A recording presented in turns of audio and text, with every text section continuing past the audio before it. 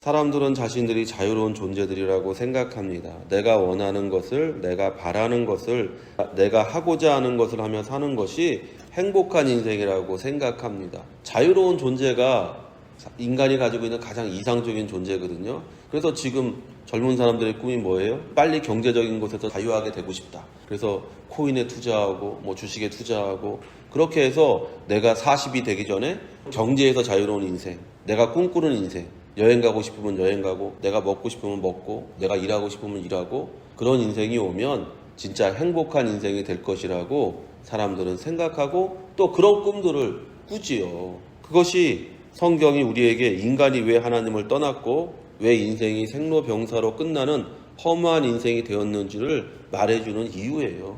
사람이 뭐냐? 자유를 꿈꾼다는 거예요. 무슨 자유냐? 하나님에게서 떠나서 내 마음대로 사는 자유.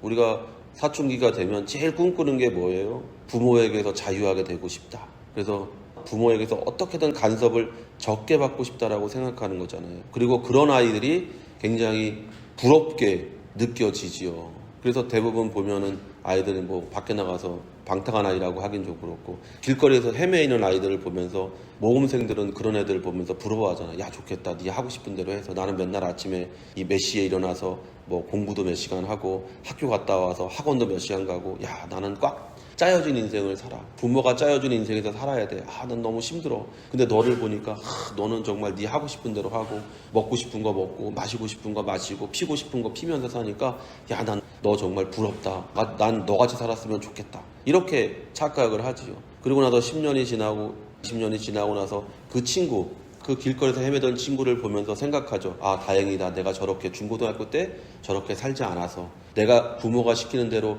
그렇게 공부했으니까 지금 내가 이렇게 괜찮은 직업을 갖고 괜찮은 가정을 꾸리고 괜찮게 사는 것이지, 내가 만약에 그때 저 친구처럼 살았더라면 내가 어떻게 됐을까를 생각하죠. 제가 나이가 들어서 생각하니까 그 젊은 시절에 보냈던 시간들이 너무 아까운 거예요. 내가 놀고 싶은 거 놀고 마시고 싶은 거 마시고, 그게 가장 큰 행복이라고 생각했는데 지금 나서 생각해 보니까 그때 내가 그렇게 하지 않고 조금 더 짜임새 있게, 조금 더 내가 규모 있게 살았더라면 지금 내 인생이 훨씬 더 나은 인생이 되지 않았을까 하고 생각하면 굉장히 후회가 되는 것이죠. 하나님을 떠난 사람은요, 그런 아이들의 마음이었던 거예요. 야, 하나님을 떠나기만 하면 난 행복할 수 있을 거야. 내가 원하는 대로 살면 난 행복할 수 있을 거야. 내가 선악을 판단하고 내가 세상의 중심이 되고 내가 가정의 중심이 되면 정말 행복한 인생이 될 거라고 생각했지만, 하나님을 떠난 이 사람의 인생은 여러분이 지금 보고 있잖아요. 생로병사의 그 틀 안에 갇혀서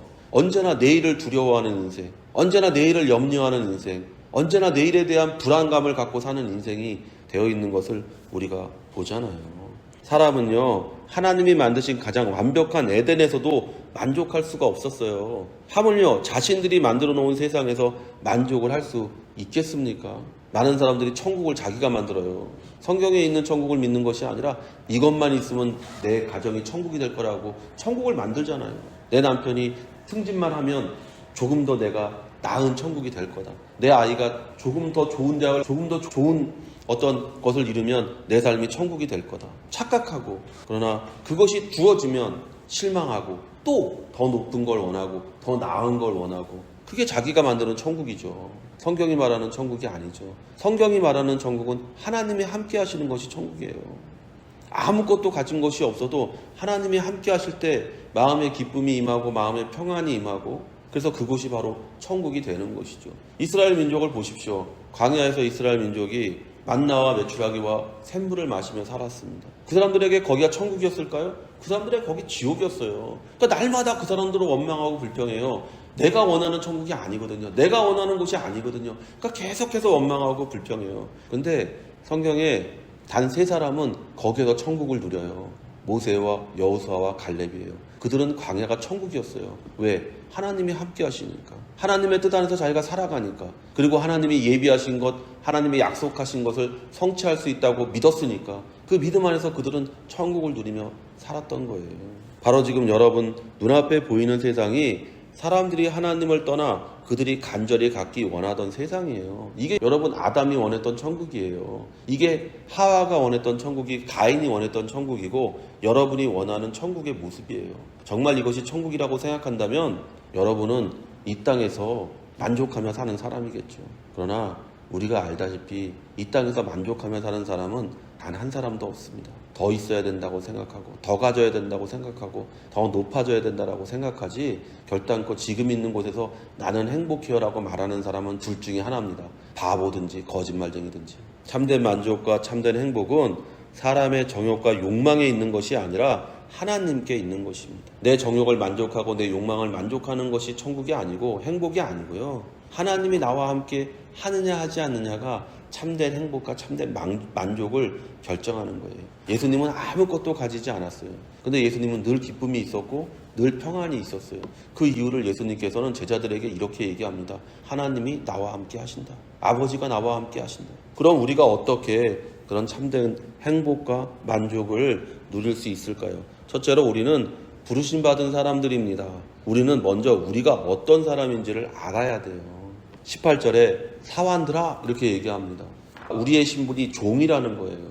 우리는 우리가 어떤 사람, 어떤 존재인지를 아는 것으로부터 문제를 해결해야 됩니다. 우린 노예예요. 둘 중에 하나의 노예가 됩니다. 마귀의 노예가 되든지 하나님의 종이 되든지 둘 중에 하나라고 성경은 우리에게 명백하게 얘기하고 있습니다. 마귀의 종의 특징이 뭐냐? 첫째가 뭐냐면요, 물질의 종이 된다는 거예요. 그래서 눈에 보이는 것들을 가장 우선시하고 가장 중요하게 생각하는 인생을 산다라는 거예요. 그러나 무엇보다 우리는 죄의 종입니다. 로마서 6장 16절에 너희 자신을 종으로 내주어 누구에게 순종하든지 그 순종함을 받은 자의 종이 되는 줄을 너희가 알지 못하느냐? 혹은 죄의 종으로 사망에 이르고 혹은 순종의 종으로 의에 이르느니라. 보세요. 바울은 우리에게 간단하게 얘기합니다. 네가 누구의 종인지 알고 싶지? 그러면 네 안에 무슨 생명이 있는지를 보라는 거예요. 네 안에 죽음의 생명이 있는지, 네 안에 영원한 생명이 있는지를 보면 된다라는 거예요. 우리 주 예수님께서 뭐라고 말씀하셨습니까? 나를 믿으면 죽어도 살겠고 살아서 나를 믿는 자는 영원히 죽지 않는다고 말씀하셨어요. 무슨 말씀이십니까? 영원한 생명이 우리 가운데 심겨져 있다라는 거예요. 그러니까 바울이 얘기하잖아요. 혹은 순종의 종으로 의에 이르느니라. 우리가 예수 그리스도를 믿는 믿음의 그 순종의 모습 가질 때 우리 안에 그 영원한 생명이 생긴다는 것이에요. 그리고 그 영원한 생명이 마침내 우리를 영원한 천국 가운데로 이끌어 간다라고 얘기하고 있는 거예요. 죄의 종의 결말은 사망에 이르는 것입니다. 그러니까 다 죽잖아요, 사람이. 그러나 예수 그리스도께서 우리를 위하여 십자가에서 대속하셨습니다. 죄로 인해 죽어야 하는 인생들을 위해 친히 몸짓고 피 흘려 주셨습니다. 그리고 이제 우리는 하나님의 종이 되었다라는 거예요. 이제 우리는 하나님의 종이 되었어요. 누구의 말을 들어야 됩니까? 하나님의 말을 들어야죠. 근데 왜 하나님의 말씀을 듣지 않습니까? 그러니까 우리가 거짓말하는 것이죠. 입으로는 하나님의 종이라고 말하지만 사실은 우리가 하나님의 종이 아닌 것이죠. 우리는 마귀의 종입니다. 그러니까 여전히 물질이 좋고 눈에 보이는 것을 위해서 살고 그리고 죄 짓는 것을 아무렇지도 않게 생각하며 사는 거예요. 남들도 그렇게 사니까. 우리의 변명은 항상 똑같아요. 남들도 그렇게 삽니다. 그러니까 나도 그렇게 살아도 상관없습니다. 로마서 6장 22절에서 23절에 그러나 이제는 너희가 죄로부터 해방되고 하나님께 종이 되어 거룩함에 이르는 열매를 맺었으니 그 마지막은 영생이라. 죄의 삭은 사망이요 하나님의 은사는 그리스도 예수 우리 주 안에 있는 영생이니라. 우리는 예수 그리스도로 말미암아 영생을 소유한 사람들이 되었어요. 아까도 말씀드렸잖아요. 영원한 멸망과 영원한 생명 가운데 우리는 서 있어요. 우리의 신분이 어떤 신분입니까? 우리는 하나님의 종으로서 영원한 생명을 소유한 사람들이에요. 영원을 사는 것처럼 사는 거예요. 내일을 염려하는 것이 아니라 우리는 영원을 살기 때문에 날마다 하나님을 붙잡고 하나님을 의지하지 않으면 살아갈 수 없는 사람이에요. 그리고 그 영생을 소유한 사람들이 해야 할 일은요, 고난을 견뎌내는 거예요. 19절에 부당하게 고난을 받아도 하나님을 생각함으로 슬픔을 참으면 이는 아름다우나. 부당한 고난을 받는 것입니다. 믿는 사람처럼 살아서, 믿는 사람처럼 말해서, 믿는 사람처럼 행동해서 당하는 고난입니다. 내가 죄를 지어서 당하는 고난은 당연히 그건 인과응보죠. 그러나 오늘 베드로가 얘기하는 것은 부당하게 당하는 고난이에요. 뭐예요? 믿는 사람처럼 살아서 당하는 고난, 믿는 사람처럼 말해서 당하는 고난. 우리가 그런 고난을 당해야 된다는 것이죠. 바울이 우리에게 그런 고난 당하는 모습을 보여주잖아요. 바울이 무슨 나쁜 짓을 저지른 게 아니잖아요. 나가서 그냥 복음을 전했습니다. 하나님이 여러분을 자유하게 하셨다는 복음을 전했는데 얼마나 많은 사람들이 바울을 핍박합니까? 로마가 핍박하고 유대인이 핍박하고 이방인이 핍박하고, 그래서 바울이 자신의 신세를 뭐라고 얘기하냐? 사방에 우겨쌈을 당했다고 얘기하잖아요. 모든 사람들이 자기를 죽이려고 한다. 모든 사람들이 자기를 비방한다. 모든 사람들이 자기를 조롱하고 저주한다라고 얘기하잖아요. 그게 바로 부당하게 당하는 고난이에요. 세상이 가진 표준과 기준과 그들이 말하는 것과 다르게 행동해서 받는 고난입니다. 둘째로 우리를 그리스도 예수의 본을 따라가도록 부르신 거예요. 하나님의 요구가 뭐냐? 바로 이거예요. 너네 예수를 따라 살아라. 예수의 본을 따라라고 얘기하는 것이 하나님이 우리에게 요구하시는 것이라는 것입니다. 너희에게 본을 끼쳐 그 자체를 따라오게 하려 하셨느니라. 부르심의 이유를 베드로는 우리에게 이렇게 말해줍니다. 예수님의 본을 따라 살라고 우리를 부르셨다는 것입니다. 그런데 그 예수님의 본이 무엇이라고 말합니까? 그리스도도 너희를 위하여 고난을 받으사. 고난받는 모습의 본을 따라 살라고 말합니다. 예수님이 우리에게 보여주신 많은 모습 중에 우리는 그분이 이 땅에서 하나님을 나타내기 위해 당했던 고난의 본을 배워야 된다는 거예요.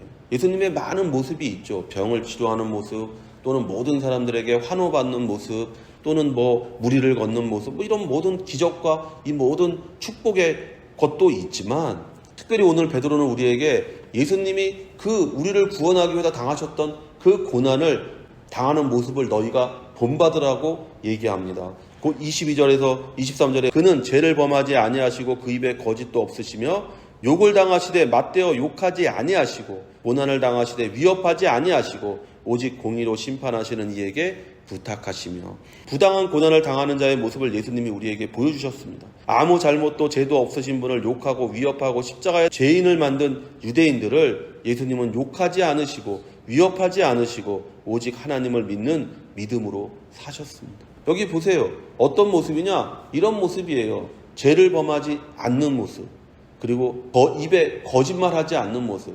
그러면서 뭐예요? 부당하게 욕을 당하는데 되려 욕하지 않아요. 고난을 당하는데 위협하지 않아요. 오직 공의로 심판하시는 하나님께 기도로서 그것을 아뢰는 모습을 우리에게 말하고 있습니다. 24절에서 25절에 친히 나무에 달려 그 몸으로 우리 죄를 담당하셨으니 이는 우리로 죄에 대하여 죽고 의에 대하여 살게 하려 하심이라. 그가 채찍에 맞음으로 너희는 나음을 얻었나니 너희가 전에는 양과 같이 길을 잃었더니 이제는 너희 영혼의 목자와 감독 되신 이에게 돌아왔느니라. 우리의 신분이 변하고 우리의 미래가 변했습니다.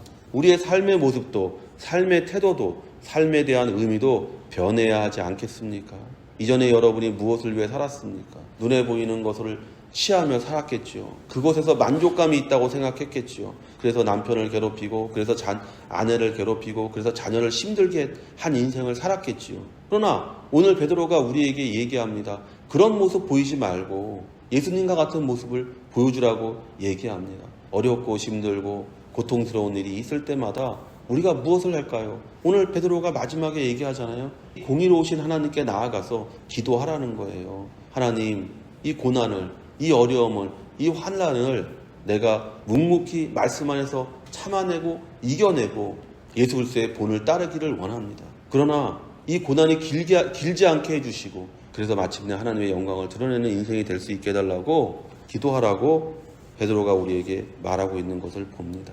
하나님이 우리를 부르셔 축복하시고 우리에게 요구하시는 것이 바로 예수 그리스도가 고난에서 보내주신 자세를 보여주라는 거예요. 그래서 하나님은 우리를 부르셔서 말씀하십니다. 너 내 아들 예수 그리스도 봤지? 너도 그와 같이 어떤 상황에 있었든지, 어떠한 처지에 있었든지, 어떠한 환난과 문제와 고통 가운데서도 믿음을 잃지 말고 나를 믿고 끝까지 견뎌내고 이겨내는 자가 되라고 말씀하시는 것을 보게 됩니다. 성도 여러분, 예수 그리스도를 본받아 하나님이 요구하시는 예수 그리스도의 고난당할 때의 그 모습을 여러분의 삶에서, 여러분의 직장에서, 여러분의 가정에서 드러내어서 마침내 하나님으로부터 참된 축복을 체험하는 여러분 되시기를 예수의 이름으로 축원을 드립니다.